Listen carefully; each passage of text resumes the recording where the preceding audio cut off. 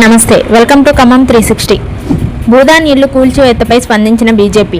ఖమ్మంలో పార్టీ కార్యాలయంలో బీజేపీ రాష్ట్ర కోశాధికారి దేవకి వాసుదేవరావు, జిల్లా అధ్యక్షుడు నెల్లూరి కోటేశ్వరరావు మాట్లాడుతూ, ఖమ్మంలో భూదాన్ భూముల్లో దశాబ్దాల తరబడి నివాసం ఉంటున్న ఇళ్లను కూల్చివేయడం న్యాయం కాదు అంటూ వారు తీవ్రంగా ఖండించారు. రియల్ ఎస్టేట్ వ్యాపారుల ప్రయోజనాలకే ప్రభుత్వం పెద్దపీట వేస్తుందని వారు ఆరోపించారు.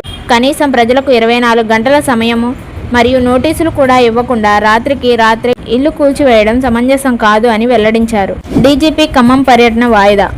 ఖమ్మంలో కొత్త పోలీస్ భవనాల ప్రారంభోత్సవం, రోడ్డు ప్రమాదాలపై అవగాహన కార్యక్రమాల్లో పాల్గొనేందుకు రానున్న డీజీపీ శివధర్ రెడ్డి చివరి నిమిషంలో కొన్ని అనివార్య కారణాల వల్ల రద్దయింది.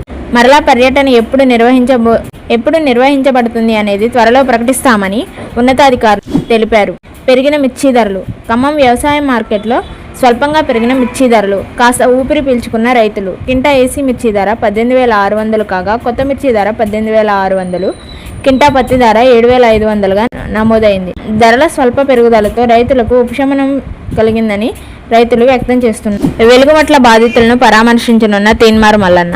ఖమ్మం జిల్లా వెలుగుమట్ల గ్రామంలో భూదాన్ భూములను అక్రమంగా కూల్చివేసి స్వాధీనం చేసుకున్న ప్రభుత్వం ప్రయత్నాన్ని తీన్మార్ మల్లన్న ఖండించారు. ఈ ఘటనపై బాధితులను పరామర్శించడానికి రేపు మధ్యాహ్నం 12 గంటలకు ఖమ్మం జిల్లాకు తీన్మార్ మల్లన్న రానున్నారు.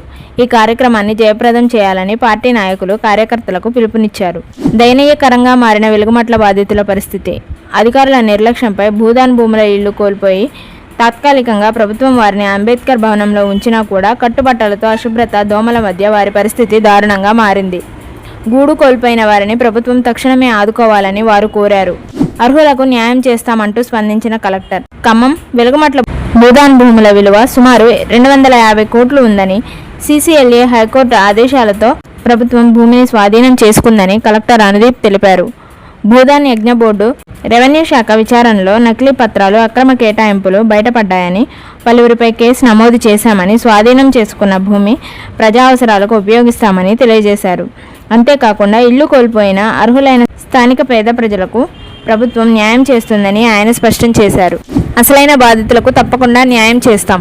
భూదాన్ భూముల్లో ఇల్లు కోల్పోయిన వారి అర్హులను గుర్తిస్తామని, అసలైన బాధితులకు ప్రభుత్వం న్యాయం చేస్తుందని మంత్రి తుమ్మల నాగేశ్వరరావు తెలిపారు.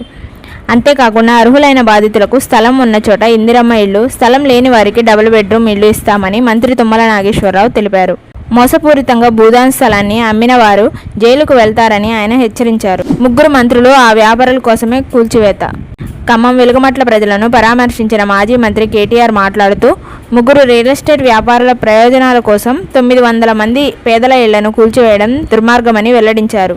3 మంత్రులు ఆ వ్యాపారుల కోసమే పనిచేస్తున్నారని, కాంగ్రెస్ ప్రభుత్వం తీరుపై సమయం వచ్చినప్పుడు బయట పెడతామని, బాధితుల తరపున నిలబడి న్యాయం జరిగే వరకు పోరాడతామని కేటీఆర్ హెచ్చరించారు.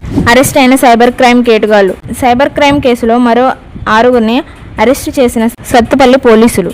వ్యాపారుల పేరుతో పలువురి ఖాతాల నుంచి సుమారు 500 కోట్ల మేర స్వాహా చేసిన 6గురు. వారి పేర్లు ఇస్లావత్ లక్ష్మీ కళ్యాణ్, బూక్యా తరుణ్, బిల్లా సాయి తరుణ్, సంగెం ప్రవీణ్ కుమార్, వీరం శెట్టి వంశీ, అబ్దుల్లను టి శ్రీహరి అరెస్టు చేశారు. తదుపరి కేసు వివరాలు. సత్తుపల్లి ఇన్స్పెక్టర్ తుమ్మలపల్లి శ్రీహరి దర్యాప్తు చేపట్టారు. మహిళా దుర్మరణం. ఏన్కూరు మండలం పరిధిలోని గార్ల ఒడ్డు సమీపంలో జరిగిన రోడ్డు ప్రమాదంలో దుగ్గిరాల కన్నమ్మ అనే మహిళ మృతి చెందారు.